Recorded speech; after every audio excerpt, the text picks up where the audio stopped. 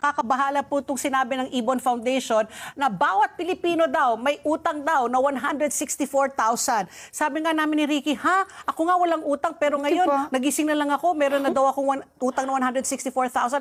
Paano nangyari po ito? Dahil ba sa gaano kalaki na ba ang utang ng Pilipinas na bawat Pilipino ngayon kung i-divide ay may utang daw na 164,000? Actually, as of end March 2026, ang outstanding government debt is 18.5 trillion pesos. Wow. So pag dinivide mo yan sa population natin, ganon, mga 160,000 pesos per capita. So maski sanggol ka pa lang, may utang ka na. Aray ko po. Aray ko po, oo. Oo. Ma'am, bakit po ba patuloy po tayong parang palaki ng palaki yung utang natin? Nagbabayad naman tayo kahit paano, no? Saan po ba napupunta itong inuutang ng bawat Pilipino? Ganito yan kasi 'di ba may revenues tsaka expenditure para sa isang bahay, 'di ba? Kung may kinikita ka, meron ka ring ginagastos. Kaya lang kung yung paggastos mo mas marami kaysa sa kinikita mo, yung gap noon utangin mo, 'di ba? Kasi saan ka kukuha ng pangbayad doon sa ginagastos mo? Kundi either sa kinikita mo or sa pangungutang. So ganun na nangyayari sa gobyerno natin kasi matindi yung paggastos nila ngayon. Kumbaga, kaya may deficit. Yung deficit, yun yung gap between yung ginagastos at saka kinikita.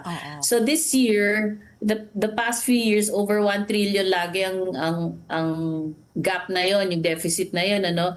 And this year, ina-expect nila na magiging 1.6 trillion yung gap, yung deficit, fiscal deficit. Ganyan. So, syempre, kung 1.6 trillion yung deficit na yan, iuutang nila yan. Kaya, from 18.5 trillion, magiging 19.3 trillion ang magiging utang natin by the end of this year. Oh my. So, yan ang mangyayari. Kaya palaki ng palaki. Tapos, tinatanong nyo, saan napupunta yung inuutang?